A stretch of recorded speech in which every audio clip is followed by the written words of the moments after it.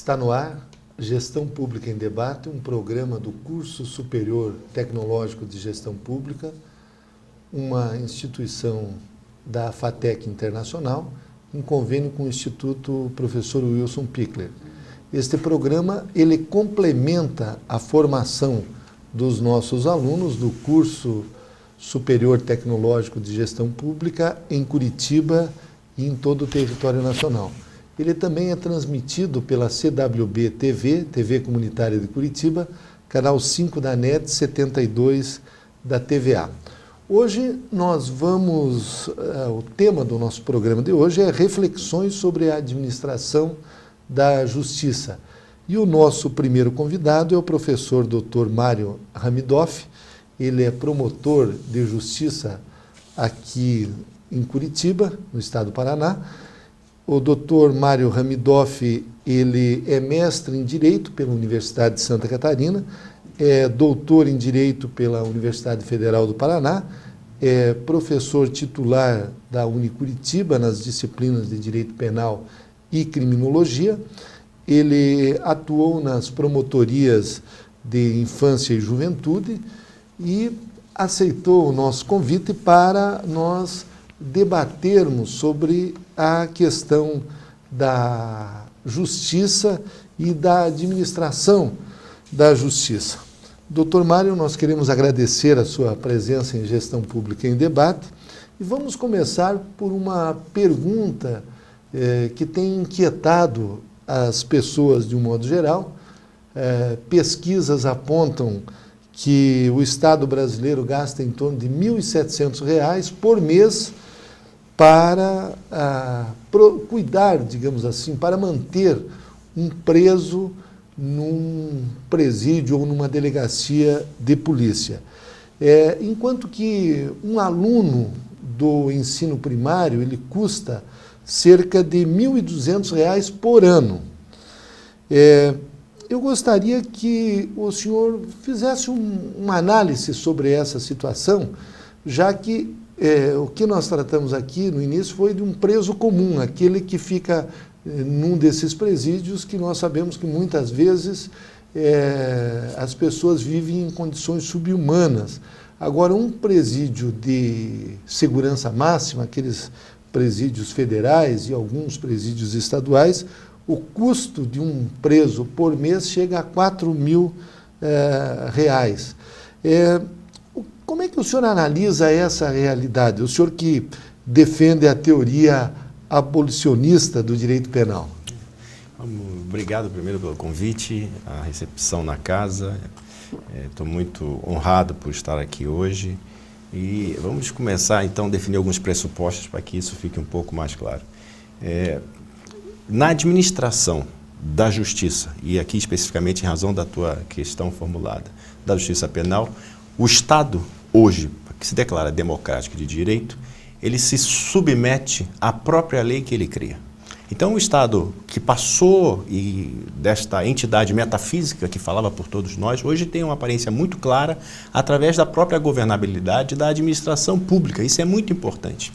Como a administração pública, e aqui da justiça penal, ela não se reduz ao sistema penitenciário que está caótico no Brasil, em razão da falta de implementação das políticas públicas e, dentre elas, talvez a principal, que é a política criminal, que há muito tempo não é formulada seriamente no país. Ponto.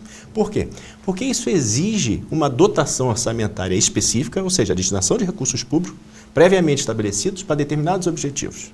Ora, feito isso, a ponta de todo esse sistema da administração da justiça penal redunda no sistema penitenciário, que é a maior sintomatologia do fracasso completo da administração pública brasileira como gestor desse sistema de justiça. Diante disso, nós temos um saber oficial, que é a dogmática jurídico-penal, que sustenta e legitima a atuação do Estado, e de outro lado, nós temos umas perspectivas críticas, que faz parte das escolas criminológicas críticas, que dentre elas está o abolicionismo. Correto. Então, o primeiro ponto a deixar destacado é que a dogmática jurídico-penal, hoje, é um saber oficial, ou seja, uma interpretação da lei feita pela própria racionalidade pública do Estado, que sustenta a sua atuação incisiva, que nesse caso aqui do sistema penal é repressivo, punitiva, tem um cunho de restrição de direitos, e de outro lado, tem a criminologia crítica com vários movimentos, o abolicionismo penal, o minimalismo penal, o garantismo penal, que entendem que o objeto de estudo agora é a própria dogmática jurídico-penal enquanto saber oficial. Nós discutimos esses processos de criminalização e não índices de criminalidade. Correto. Então, os processos de criminalização servem como um controle social de classes subalternas. Professor Mário, nós sabemos que esses métodos de punição, eles são métodos históricos que vêm lá desde o período clássico até antes. A atual, digamos assim, reflexão sobre o direito penal, ela prevê outros tipos de punição que não seja esse do encarceramento. Lá, nós sabemos também que já se adotam algumas políticas relacionadas às penas alternativas, mas tem alguns tipos de marginais, de criminosos, que não tem outra alternativa a não ser a pessoa ser segregado da sociedade. Como é que essas escolas modernas, podemos assim dizer, elas veem essa questão? Uma questão debatida, talvez nos últimos 200 anos, é o próprio fracasso da pena privativa de liberdade. Em base nesta pena privativa de liberdade, quando a gente pensa as penas substitutivas alternativas, nós temos sempre como pressuposto a pena privativa de liberdade. Hoje a pena privativa de liberdade já se tornou um grande pressuposto para a própria substituição. Essa foi a grande reforma do Código Penal de 1984. Com a redemocratização do país, todos entenderam que as penas mais graves deveriam ser substituídas pelas penas menos graves. Não é isso que vem acontecendo ultimamente no Brasil, em que o direito penal, a dogmática jurídico-penal, se tornou panaceia para a resolução de questões sociais.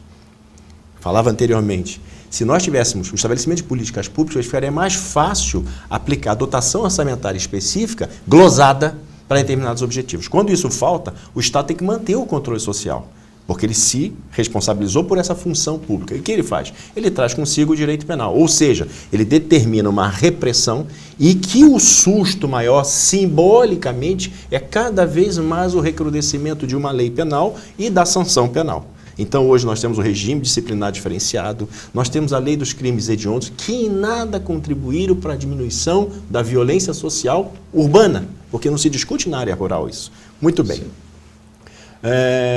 O abolicionismo penal, como uma teoria da criminologia crítica, ela tenta transformar e trazer à luz interesses que estão escondidos na formulação de uma legislação que não são expostos à comunidade. De outro lado, e paralelo ao abolicionismo, nós temos o minimalismo penal, que diz o seguinte: o direito penal deve ser a última instância a ser chamada à resolução de um conflito social. E por isso, o minimalismo penal pensa também com a perspectiva abolicionista, de extinção de direito penal de várias áreas e trazer, o que você perguntava, outras medidas, às vezes nem formais, de resolução de casos concretos, que não seja a justiça penal. Então, pensar em penas alternativas, pensar em penas substitutivas, ainda é pensar em direito penal. Nós tínhamos que pensar uma outra forma de resolução de problemas, de questões sociais, que não fosse pelo direito penal. Por exemplo, na vara criminal de Curitiba, crimes contra o patrimônio que não tenham violência ou grave ameaça à pessoa poderiam ser muito bem resolvidos com uma conciliação cível. Uma composição cível. O senhor exemplifica, por exemplo, um furto. Furto simples, um estelionato. Historicamente, o furto simples, a subtração, o estelionato, lá no Código, antes do Código Napoleônico, faziam parte do Código Civil. Como Napoleão queria transformar o seu Código Civil num código extremamente democrático, ele estabeleceu que essas obrigações e responsabilidades passassem para o Código Penal. Certo. Então, historicamente, eram ilícitos civis que passaram para o ilícito penal, com uma forma de garantia de bens jurídicos. Tem vários autores e autores garantistas que falam: a defesa não é de bens jurídicos, mas a defesa da sociedade. Quando um bem jurídico não representa um bem para o grande número dessa sociedade, isso não pode se estabelecer como uma esfera do indecidível. Uma esfera do indecidível são os direitos fundamentais da pessoa, são as garantias processuais fundamentais. E aqui o juiz não pode decidir. A nossa vida não tem distinção alguma, tanto a sua como a minha tem valores iguais, e por isso, sobre vida, nós não podemos trabalhar. Aí vem as questões relativas a outra área do direito, que são as questões constitucionais. O fundamento de toda interpretação hoje, toda aplicação de uma lei penal, se dá pela instância constitucional. Então, vários autores de direito constitucional dizem que a interpretação última de qualquer discussão jurídica é uma discussão constitucional. Então, no direito penal, no direito civil, no direito empresarial, no direito administrativo, no final a interpretação é constitucional. Por isso é que o direito penal hoje tem que se voltar e a respeitar os direitos fundamentais, para que o Estado seja um Estado não mais só democrático, mas um Estado constitucional de direito, em que esses direitos fundamentais, as garantias processuais, sejam um marco limitativo da intervenção estatal repressiva punitiva. Nós estamos entrevistando o professor Dr. Mário Hamidoff, e o tema do debate hoje é uma reflexão sobre a administração da justiça, com ênfase na justiça penal. O senhor falou da teoria do abolicionismo do direito penal. Eu gostaria que o senhor especificasse, até trazendo alguns exemplos. Nós já trouxemos esse do furto simples, onde as decisões seriam na esfera civil, mas porque isso são conceitos novos, de uma certa maneira, e que são pouco utilizados até pela estrutura vigente e até pelo Ministério Público, que o senhor é um dos seus membros.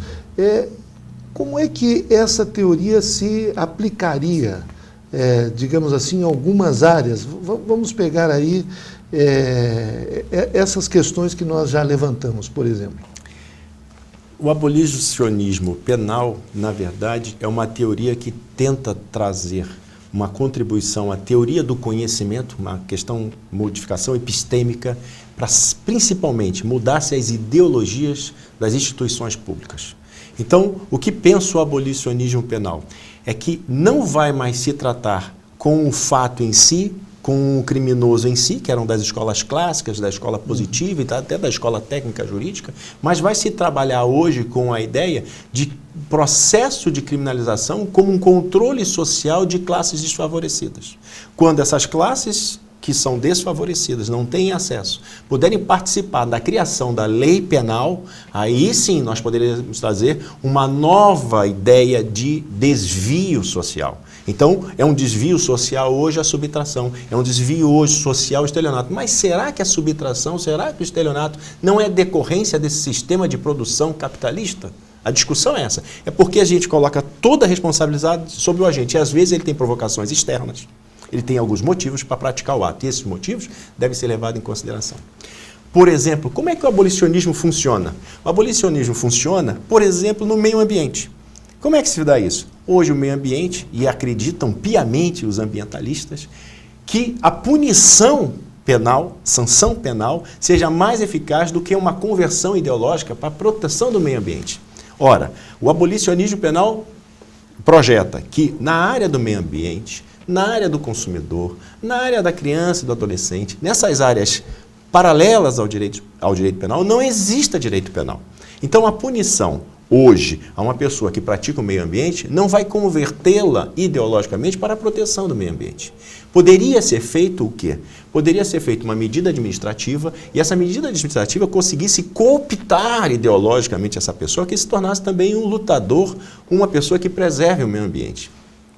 Por isso que o fracasso da administração pública, o não reconhecimento da efetividade da medida administrativa para coibir o dano ambiental, sugere a criação de uma lei penal dentro do meio ambiente para que se torne mais confiável e cause mais temor, ou seja, é um direito penal simbólico, que causa todo um temor, mas sabe que na hora que for aplicado não vai ter efetividade, porque a pena não vai ser cumprida e, em final das contas, pode até se reconhecer uma prescrição.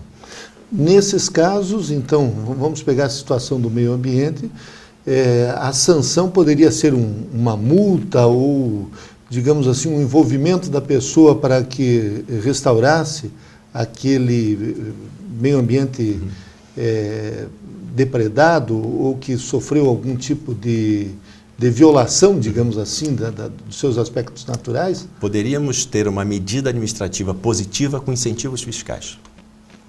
Não precisaríamos de direito penal. Teria muito maior efetividade na proteção do meio ambiente do que a punição do mesmo agente que praticasse, por exemplo, um desmatamento. Sim. Por exemplo, lá nós estamos acompanhando aquele episódio lá em Roraima, Raposa Terra do Sol. O prefeito que está naquela luta, ele foi multado em 30 milhões de reais pelo IBAMA e ainda assim foi preso pela Polícia Federal. Todo aquele tipo de desgaste que se sofreu lá, onde todos deveriam estar envolvidos na proteção daquele patrimônio brasileiro e da humanidade num todo. Seria mais ou menos nessa ótica? A ideia é o seguinte, por exemplo, como um gestor público, ele deveria ser afastado da administração pública da municipalidade a que ele atende, que tem, dentre elas, a função de preservação do meio ambiente, como medida cautelatória. Certo. Depois, tudo que tem que ser resgatado, recuperado dessa área, deveria ficar a seu encargo. Ele podia fazer um termo de compromisso. Não adianta ele pagar uma multa deste valor, deste montante, que talvez ele não tenha nem condição de pagar, ou talvez consiga pagar com dinheiro advindo de origem duvidosa. Mas, fundamentalmente, é que tivesse uma revisão hoje do poder político ou do direito político que essa pessoa, o agente que praticou o crime ambiental poderia ter. Ele poderia concorrer às próximas eleições? Ele teria cassado seu mandato? Isso também é uma forma de limitação, é uma forma de punição?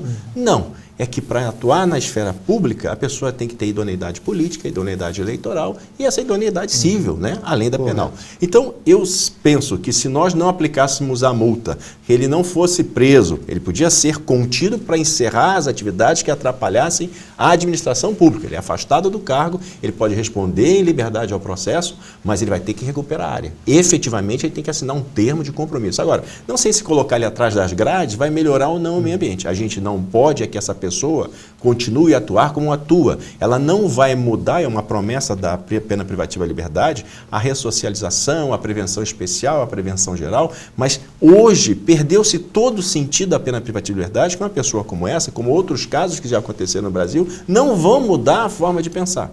A ideia é tentar transformar a mentalidade dele, como acontece, por exemplo, no Código de Trânsito, aplica-se uma multa na carteira, tira-se ponto, a pessoa faz um cursinho e naquele curso, quem sabe, ela desperta o risco socialmente que é dirigir. Não é? Então, a ideia hoje é conscientizar, apesar da crise do paradigma da consciência, nós temos um mínimo de consciência social que nós temos que atuar em respeito ao outro. Doutor Mário Hamidoff, nessa, digamos assim, essa questão da teoria do abolicionismo, os crimes privativos de liberdade, digamos, as penas privativas de liberdade, elas se destinariam apenas aos crimes que atentassem contra a vida. Como é que ficaria? Porque o senhor, outro dia nós estávamos conversando, o senhor disse que isso é mais uma postura até ideológica das pessoas, porque na prática isso ainda está um pouco difícil de se atingir, né? A ideia do abolicionismo é que haja uma extinção do direito penal, desse direito penal como existe hoje. A primeira pergunta que você me fez foi justamente essa. Hoje nós pagamos R$ 1.700 para um preso ficar privado da liberdade, sem nenhuma reeducação para viver socialmente em liberdade, enquanto para que uma criança que numa fase de formação principal da vida dela, que é de 0 a 6 anos, recebe apenas R$ 1.200. Por ano. Por ano, não é por mês. Isso é um absurdo. E a gente continua vivendo essa ilusão. Então, esse tipo de direito penal não funciona. Hoje pode fechar todos os presídios no Brasil, que não vai aumentar a criminalidade alguma. Imaginar que em Curitiba nós temos de 1.900 a 2.000 presos. E nós temos mais de 75 mandados de prisão. Aonde estão a maioria dos presos? Soltos. Mas nós vivemos sobre a ilusão de uma penitenciária central com o medo simbólico de um dia parar na penitenciária central e por isso nós não fazemos tudo aquilo que nós queríamos fazer. Então, simbolicamente, O direito penal funciona muito bem e aí ele se torna real. E ele se torna real no nosso imaginário. Então essa dimensão simbólica, a dimensão imaginária e a dimensão real, hoje é uma coisa só. Porque o direito penal, com o argumento que ele traz, ele nos convence que isso é uma verdade. Essa é uma postura abolicionista. É discutir esse conhecimento que nos deixa inebriados, nos deixa fora da realidade, e com isso nós ficamos no conformismo de não pensar a nossa própria existência. O minimalismo penal é justamente isso que você acabou de me dizer, que a pena privativa de liberdade se destine aos casos mais graves e que haja violência. O minimalismo penal ele é cooptado pelo funcionalismo, a teoria funcionalista do direito penal, que diz o seguinte: o direito penal tem uma função social. E essa função social é de minimamente trabalhar com controle social, num caso drástico, de forma rígida ou tão incidente como foi. Então, o direito penal vai se destinar àqueles casos sérios. Essa é uma postura da maioria do Ministério Público de todo o Brasil, a maioria da Procuradoria, que trabalha assim com princípios integradores. Por exemplo, princípio da insignificância, princípio da bagatela. Outro dia vi uma decisão da ministra presidente do Supremo Tribunal Federal. Nós temos alguns princípios em direito penal. Por exemplo, o princípio da aplicação da lei mais benigna. Entrou em vigor a nova lei antitóxico. A nova lei antitóxico, 11.343 de 2006, diz o seguinte: o usuário de drogas dependente, ele deve receber tratamento. E a ministra falou o seguinte: eu não aplico aqui esta lei, no caso concreto, porque se trata de um militar. E o Código Penal Militar não foi expressamente derrogado pela lei antitóxico. Nesta parte. Ora, pelo princípio da aplicação da lei mais benéfica, é claro que um usuário que é dependente pode ser militar, médico, construtor, engenheiro, ele é um dependente antes de tudo, porque é uma circunstância pessoal e não objetiva que é do caso concreto. Ah, mas ele está dentro do exército, ele tem um código disciplinar, mas ele é usuário viciado. E o serviço militar é obrigatório. Se fosse facultativo, vai lá. Mas já teve uma decisão, se não me engano, do STJ, recente, onde esse princípio foi aplicado. Num caso, a pessoa era usuária e parece, não foi reconhecido ele como crime, o fato dele estar portando determinada quantidade de drogas. Veja como é que é a evolução da legislação. Sim. Antigamente, a pessoa era mandada embora do serviço por justa causa porque era alcoolista. Hoje, ela não é mandada embora, ela é reaproveitada pelas empresas e ela merece tratamento e, às vezes, aposentadoria. Isso também tem que ser levado ao direito penal, porque ele trabalha com essas relações sociais. Essa é a ideia abolicionista.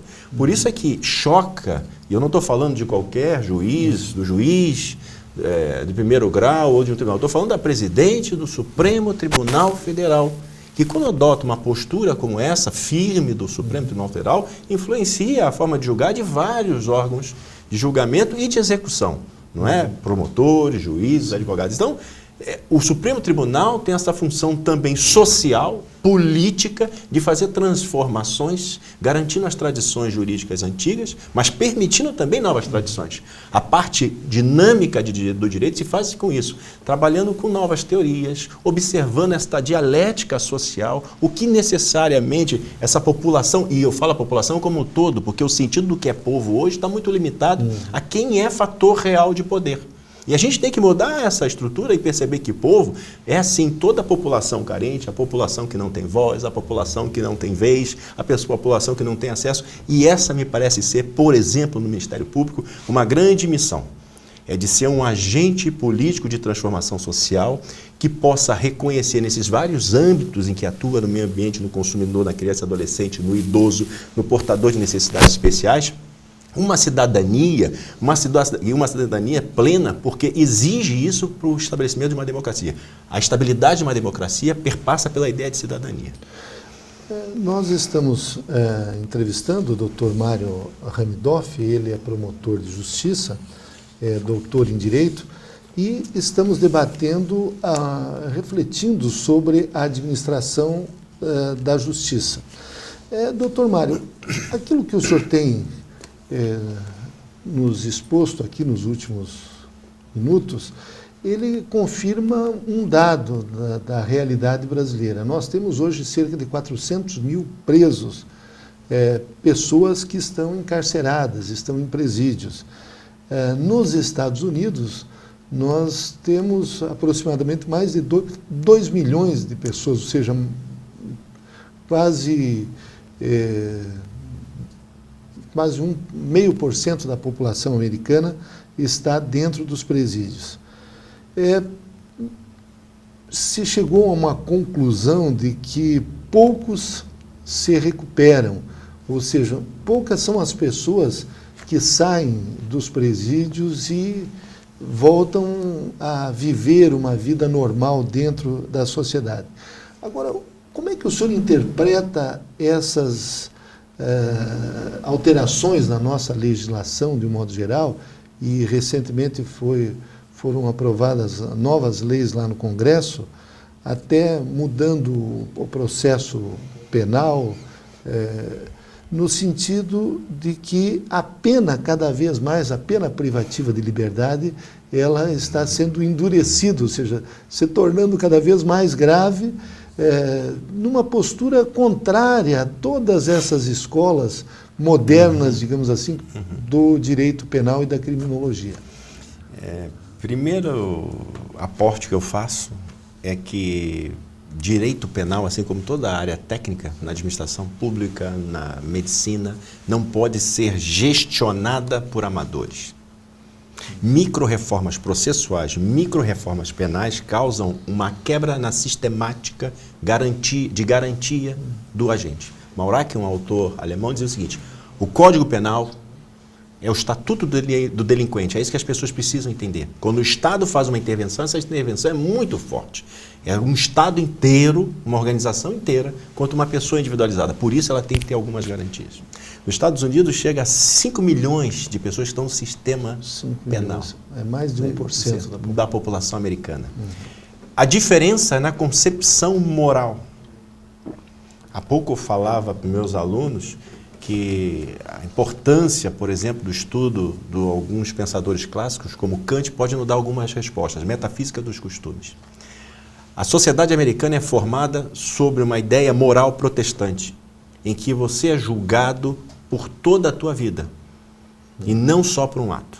Por isso que não dá, diferente, por exemplo, da nossa moral católica, ao final da vida pedir perdão a Deus e aí ser abençoado. Não, você é julgado por todo o seu tempo. A maior propaganda do sistema americano é a efetividade. Nenhum processo demora mais que 2 anos. O que demorou mais, que demorou cerca de 2 anos, foi do O.J. Simpson. Mas a propaganda do sistema americano é que ele funciona, porque ele trabalha com viés do modo de produção social capitalista. Tem que funcionar. Não é que seja melhor, não é que seja pior, é apenas diferente. Para a nossa realidade, às vezes, é necessário ter um tempo de maturação do processo. O processo precisa seguir alguns trâmites, porque o Estado, no início, ele é devedor. Ele não cumpre suas funções sociais, na habitação, no transporte, no saneamento, na higiene, em todos os áreas. Quando o sujeito se vê, então, enclausurado numa desgraça social, não sobra para ele outra opção que não seja praticar pequenos desvios, deixar de pagar alguma conta, aí depois não estar mais em casa provendo as necessidades da família, né? Se afasta dos locais de educação, na espacialidade pública da palavra ação, e se vê, às vezes, né, em embrólios num crime. Então ele não chegou lá sozinho. Aí o Estado se torna credor, com toda a força contra esse acusado. Por isso que a pena privativa de liberdade hoje, ela volta a ser elencada como a única saída, porque desse cidadão não se tem mais o que se possa tirar, a não ser tempo. Então, hoje, a teoria da pena diz que a pena perdeu qualquer sentido, perdeu qualquer possibilidade de função de ressocialização, perdeu qualquer finalidade, prevenção especial ou prevenção geral, e hoje, isso é uma constatação, essa visão abolicionista, ela virou uma mera retribuição, uma violência contra outra violência, porque se colocar uma pessoa dentro de uma cela, que deveriam ter 2, e lá se tem 40, que é um rodízio para dormir, que é um rodízio para tomar banho, que é um rodízio para almoçar, para comer, isso é uma pena cruel que o Estado brasileiro, na Constituição, falou que não iria admitir cumprimento. Por exemplo, eu não posso extraditar um estrangeiro se eu souber que lá no outro país ele vai cumprir uma pena de morte, uma pena privativa de liberdade absoluta, ou seja, perpétua, ou uma pena cruel ou degradante. E no Brasil, os nossos presos. tem uma pena que o primeiro passo que ele entra na presídio é perder a identidade dele. Ele passa a ser um número, ele perde a dignidade dele porque ele não é respeitado na sua intimidade física e psicológica, e ele vive em condições subhumanas. Aqui no litoral do Paraná tinha uma síndrome de pneumonia pelo número e as condições de umidade que estava dentro do presídio. Então essas coisas, enquanto não abalar as pessoas, os operadores que trabalham com direito, a responsabilidade que eles têm social, não vai funcionar, não vai mudar esse estado de coisas. Um professor chamado Gustavo Habsburg, ele falava: o jurista, como qualquer outro agente político, deve ser uma pessoa de consciência pesada.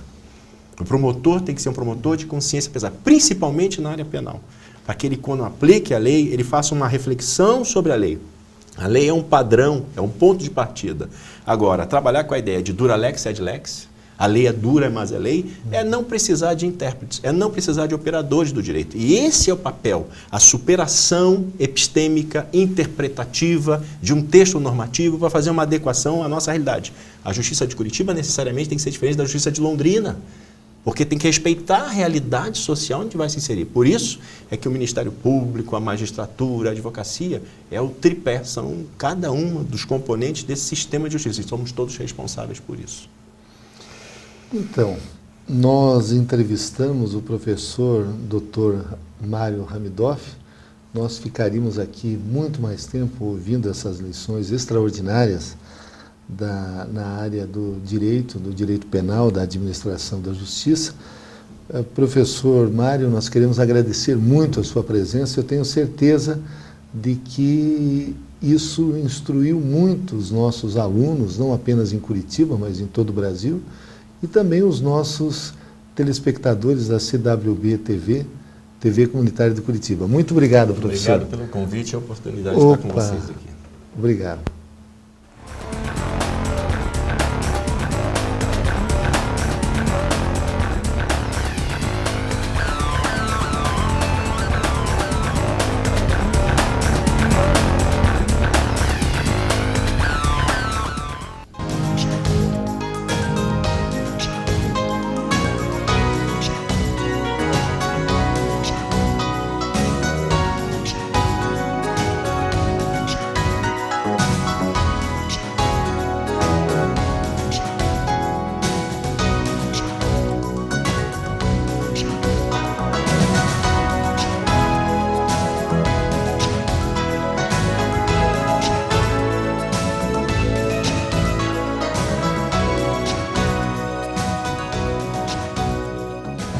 Investir em educação é o melhor caminho para crescer. Conquiste o mercado profissional com cursos de especialização do IBPEX. Presente em todo o Brasil, com mais de 100 cursos de pós-graduação, o IBPEX tem a credibilidade e a qualidade que o seu currículo merece, com mensalidades acessíveis. Garanta já uma boa formação e se destaque no mercado de trabalho. IBPEX, uma empresa do Grupo Minter. A credibilidade que você conhece é o seu alcance. Inscreva-se já, 0800 702 0501.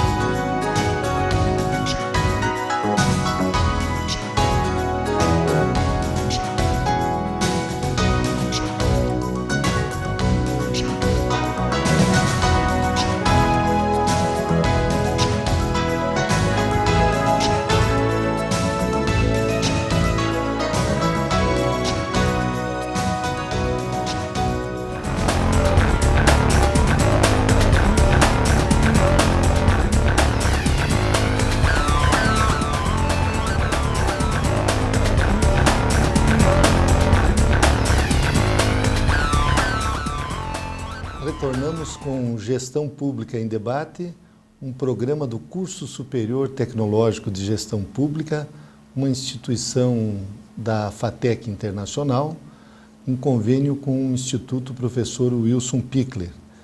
Este programa, ele complementa a formação dos nossos alunos de gestão pública em Curitiba e em todo o território nacional. Ele também é transmitido pela CWB TV, TV Comunitária de Curitiba, canal 5 da NET, 72 da TVA. Hoje nós estamos debatendo, e o nosso tema é reflexões sobre a administração da justiça. E o nosso convidado deste bloco é o professor Fábio Bosa. Ele é mestre em Direito pela Universidade Federal do Paraná, é advogado, ele é professor da Faculdade Internacional de Curitiba, a Facinter, no curso de Direito, e também professor das faculdades Unicuritiba e Unibrasil. Professor Fábio Bosa, nós queremos agradecer muito a sua presença em Gestão Pública em Debate. O Fábio é um estudioso do direito, ainda muito jovem, mas já é mestre, já está encaminhado para o doutorado, mas quem não conhece o Fábio foi campeão brasileiro de sinuca e durante muitos anos esteve na liderança do ranking nacional. Fábio, eu gostaria que você falasse, isso foi um esporte que você começou a praticar na tua, praticamente assim, adolescência, na casa do seu pai, o Dr. Bosa, que também é advogado, a Rose, que eu tive o privilégio de trabalhar com ela também, mas num determinado momento você deixou os esportes e partiu para o direito. Conte um pouquinho sobre a sua carreira nessa área da sinuca, que é um esporte que tem muitos adeptos, não apenas aqui em Curitiba, mas em todo o Brasil. Tá bom. Boa tarde, professor Jorge Bernardi, boa tarde aos nossos telespectadores. E em relação a essa carreira da sinuca, eu muito jovem, com 6 anos de idade, assistia na Rede Bandeirantes o Rui Chapéu e o Roberto Carlos dando suas tacadas, e sem praticamente erro nenhum. E aquilo me chamava a atenção, o que me levou à prática do esporte. Meu pai começou a jogar também lá no Santa Mônica Clube de Campo, e aos 6 anos de idade eu já comecei nesse esporte que me trouxe muitos benefícios, me permitiu conviver com a diversidade, com todos os tipos de pessoas, de várias regiões do país, de várias classes sociais, e me trouxe também bastante tranquilidade na realização de minhas atividades, porque nos nossos jogos em campeonatos, normalmente nos campeonatos fora, a torcida era inteira contra o pessoal de fora. Então, esse esporte me permitiu trazer muita tranquilidade para as minhas atividades, muita concentração. Que títulos você conquistou, Fábio, na sinuca? Você foi campeão em várias etapas e, inclusive, eu lembro que você, na época que você praticava sinuca, ainda hoje as pessoas te respeitam muito dessa área, né? Sim, sim. Que títulos foi que você conquistou nesses anos todos? Enfim, na época em que eu jogava na categoria infanto-juvenil, abaixo de 18 anos, eu consegui conquistar o título brasileiro em 1995. Outras vezes consegui o 3º e 4º lugar nessa categoria juvenil. E na categoria adulto, quando eu comecei a jogar, eu já tinha meus 14, 15 anos. Quando eu tinha 14 anos, eu consegui disputar um campeonato nacional e ficar em 4º lugar, o que me animou bastante para levar mais a sério o esporte. E de título mais importante nessa etapa do jogo na categoria adulto, eu consegui o vice-campeonato brasileiro na modalidade de nine ball, que é a modalidade mais praticada hoje numa mesa de sinuca, e o que me levou a disputar na Argentina o campeonato pan-americano. Então, talvez foi essa época que marcou e que faz com que o pessoal ainda hoje me respeite, porque atualmente as atividades profissionais não permitem mais uma atividade intensa. Quando tem um campeonato, se tiver vaga, eu disputo, mas hoje sem qualquer pretensão. Então, nós fizemos essa introdução com o Fábio Bosa, porque eu conheço ele desde criancinha e sei da importância da prática de esporte para as crianças, para os adolescentes, enfim, para a população de um modo geral. Mas, Fábio, o nosso tema é reflexões sobre a administração da justiça. E você também compartilha, digamos assim, dessa escola do abolicionismo penal, que é uma escola criminológica e que prega, podemos assim resumir, um direito penal mínimo. Eu gostaria que você nos explicasse, essa escola ela tem vários grupos de pensadores que atuam nela, como, por exemplo, o Kinney, o Pavarini, o Zaffaroni, o Thomas Matsin. Enfim, eu gostaria que você fizesse uma distinção entre essas escolas e em que aspectos essas escolas têm influenciado a administração penal, a justiça no nosso país. Muito bem, professor. Quando a gente fala de criminologia, é preciso ficar bastante claro que não existe uma criminologia. A criminologia ela nasce no final do século XIX com os estudos de Cesare Lombroso, é um médico italiano que busca explicar a origem da criminalidade a partir de estudos realizados em presos no sul da Itália. Como muitas pessoas sabem, o sul da Itália ele é menos desenvolvido e o Lombroso ele queria encontrar algo de comum entre aqueles que estavam ali reclusos. Sem muita surpresa, ele vai encontrar a característica do homem branco, forte, trabalhador. Ele faz estudo no final do século XIX na Itália, início do século XX, e vai encontrar a camada de desempregados da Itália. Então, a criminologia, essa criminologia etiológica a qual eu me refiro, ela foi muito criticada pelo método utilizado por ela. O seu objeto de estudo acaba sendo aquele que está sendo encarcerado, que não necessariamente é uma pessoa criminosa, tendo em vista a possibilidade de erro judiciário, que não necessariamente é uma pessoa perigosa, tendo em vista a possibilidade de outras condicionantes para a prática do crime, que não a perigosidade do sujeito. Esse método de estudar um grupo específico de pessoas foi muito criticado pelo lado da criminologia crítica. A criminologia crítica deixa de estudar o fenômeno do crime como algo existente, como algo pré-constituído ao fenômeno da criminalização, que é o ato de indicar determinados fatos, como criminosos, por exemplo, furto, estelionato, e também o ato de determinar das pessoas que praticam essas condutas quais são aqueles que devem ser selecionados pelo sistema penal. A gente não precisa fazer nenhum grande esforço para chegar à conclusão de que a maior parte da população, sem dúvida nenhuma, um dia já praticou crime e não é por conta disso que foi selecionada pelo sistema penal. Fazendo a crítica a esse método, surge a criminologia crítica, tendo por objeto de estudo não mais o criminoso, mas sim o processo de criminalização. Quais são os critérios, o que se estuda na criminologia crítica? Quais são os critérios que as agências de controle do Estado, polícia, Ministério Público, Poder Judiciário, utilizam na definição de quem é e quem não é criminoso? Então, esse passa a ser o objeto de estudo da criminologia crítica. A partir daí, não raros autores vão se deparar com o poder constituído como fonte primária da criminalização.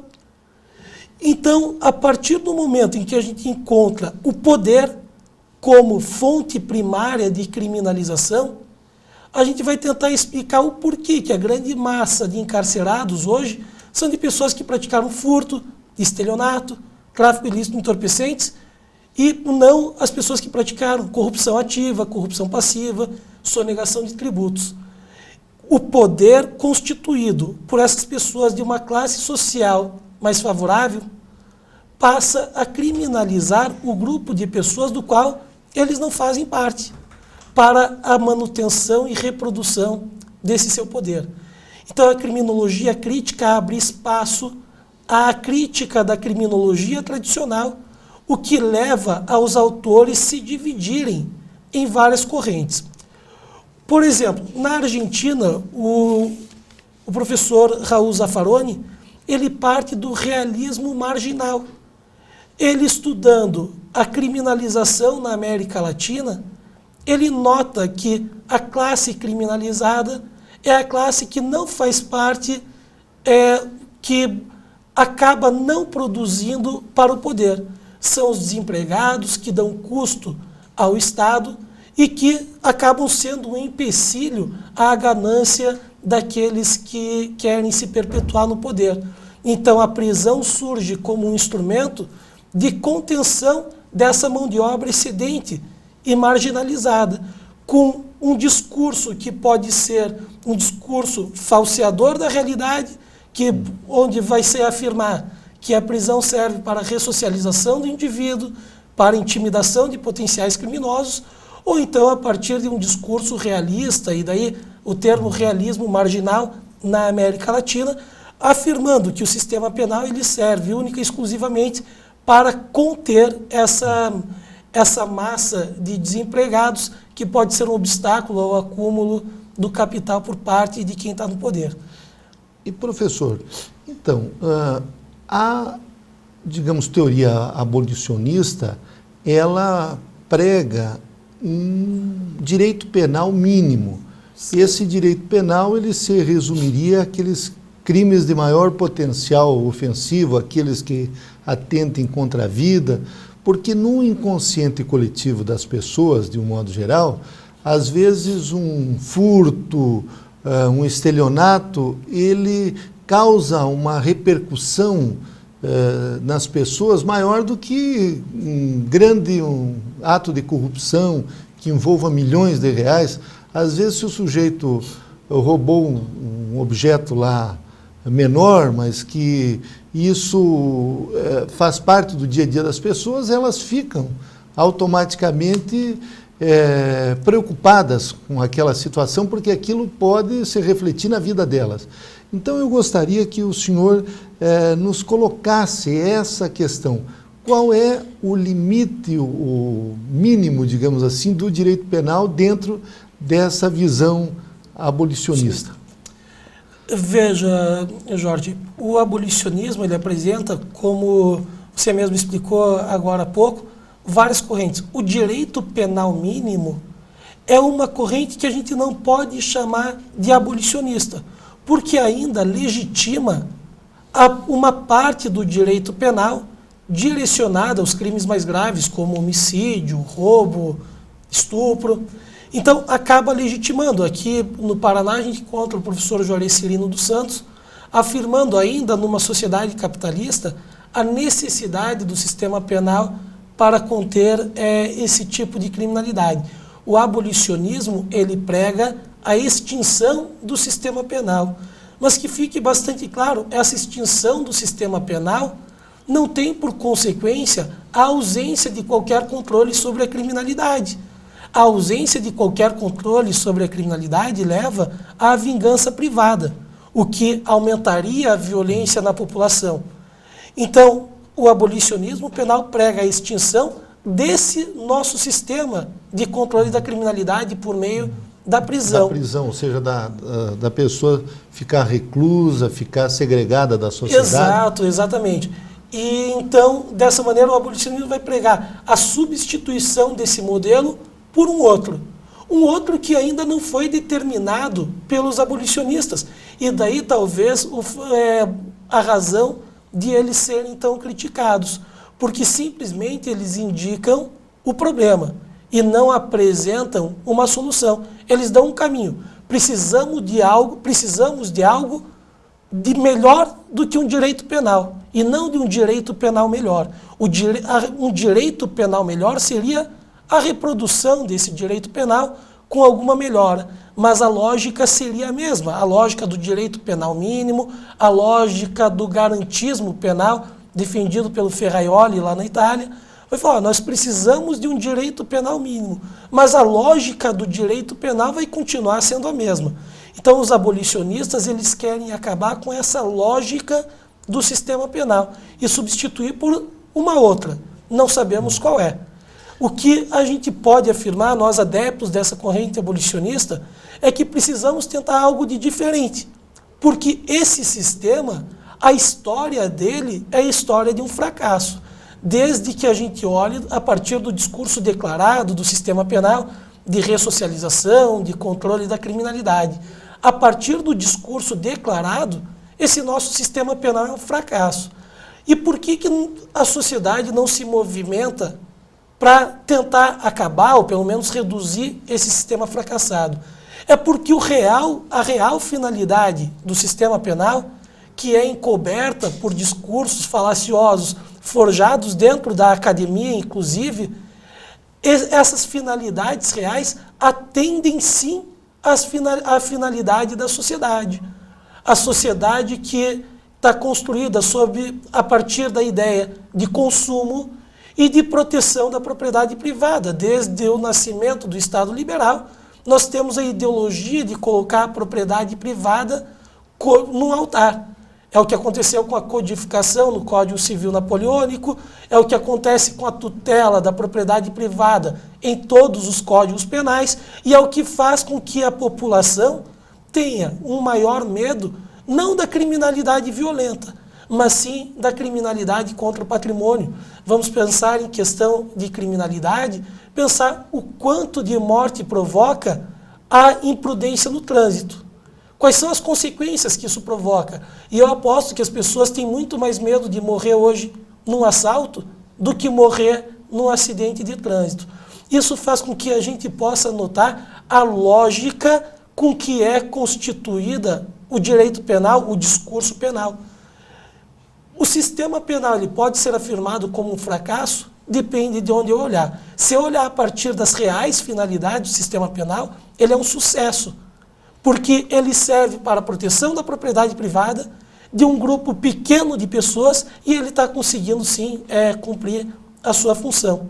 Talvez a partir aí da década de 80, 90, em que a gente nota que esse sistema penal não está dando conta de tutelar a propriedade privada, surgem esses movimentos de lei e ordem, como surge nos Estados Unidos a teoria de tolerância zero, como surge na Europa, como surge no Brasil, projetos de leis cada vez mais graves, mas tudo isso com um objetivo bastante claro, que é a tutela da propriedade privada. Professor Fábio Bosa, aqui no nosso país, nós temos uma população carcerária de em torno de 400 mil pessoas. Os Estados Unidos adotam a pena de morte. Aqui, algum tempo atrás, havia uma grande divulgação da mídia, principalmente por apresentadores de programas populares, defendendo a pena de morte. Nós observamos que nos países onde se adota a pena de morte, também os índices de criminalidade continuam elevados. Não é o medo, digamos assim, da pessoa cometer um crime e acabar perdendo a vida que impede que ela venha a praticar esse ato. Mas o que nós observamos recentemente, as pesquisas de opinião, é que cada vez menos pessoas defendem a pena de morte aqui no nosso país. Já havia, em tempos anteriores, índices maiores da opinião pública a favor da pena de morte. O que o senhor atribui esse aspecto? É uma maior conscientização da opinião pública? Veja, professor, o que me parece que justifica essa redução a respeito da defesa da pena de morte é uma maior conscientização da população, sem dúvida nenhuma, e um maior período que nós temos de uma realidade democrática. Agora, em 2008, nós fazemos 20 anos da nossa Constituição Federal, da nossa Constituição Cidadã, e talvez somente agora, depois de 20 anos, nós possamos falar numa normatividade dessa Constituição, em efeitos práticos dessa Constituição, permitindo com que as pessoas tenham maior acesso à educação, permitindo com que as pessoas possam participar dos grandes temas políticos. Talvez essa participação política faça com que a população cada vez mais seja contrária à pena de morte. Eu não sei se esses números eles valeriam em países como os Estados Unidos, por exemplo, em que a democracia se nota cada vez mais fraca. Eu não estou falando de pirotecnia a partir de um discurso democrático, como a gente nota acompanhando as eleições norte-americanas. Eu falo de uma democracia concreta, de uma participação popular no espaço público. Me parece que hoje, cada vez mais, o espaço público é o shopping center.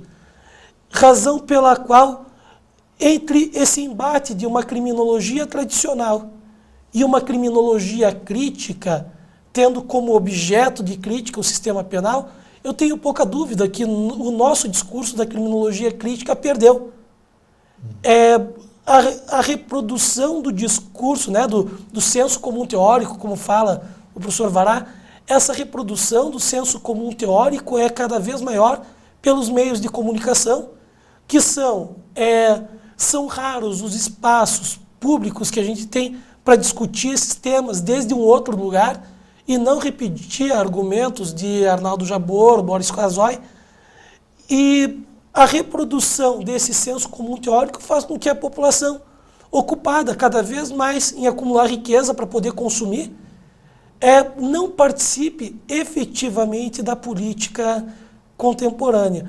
Não é à toa o discurso, e eu tenho pouca dúvida, que se fizermos uma pesquisa, a população é favorável ao aumento das prisões, das vagas nas prisões, da humanização nas prisões, mas sempre legitimando esse poder punitivo, sempre legitimando essa lógica. Aliás, voltando à teoria do abolicionismo, sim, do direito penal, Michel Foucault, que escreveu Vigiar e Punir, ele é citado por alguns estudiosos também como alguém que tratou desse aspecto do abolicionismo, embora ele, como sociólogo, talvez não tivesse nem consciência dessa escola, já que ele não pertence, digamos, aos estudiosos da criminologia. Como é que o senhor colocaria essas diferenças que nós colocamos no início de pensamento das várias escolas criminológicas, e Foucault poderia se enquadrar numa dessas linhas ou não? Veja, particularmente eu sou totalmente avesso à rotulação de pensamentos. Foucault é abolicionista, Foucault é minimalista, Foucault é garantista. Foucault não estava preocupado em tomar uma posição a respeito do sistema penal.